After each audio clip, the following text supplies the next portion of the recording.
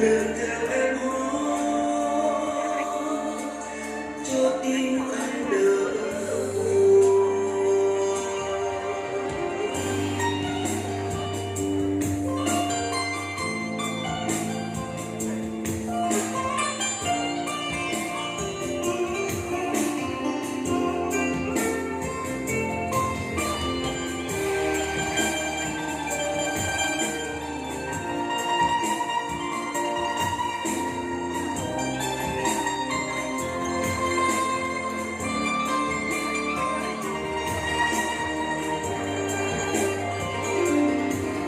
Mưa rơi dòng lá cỏ, mái tóc em ướt rồi, đôi má em nồng đỏ, muốn hôn qua mà thôi.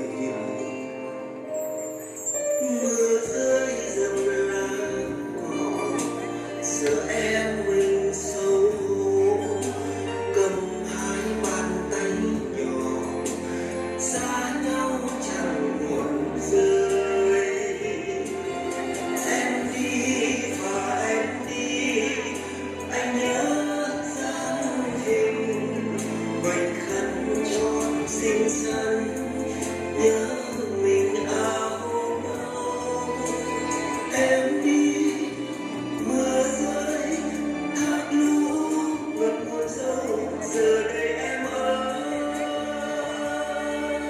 nơi đâu mà Đi đâu? Con đi ra ngoài. Đi đổ nước trong mưa phòng chúng ta.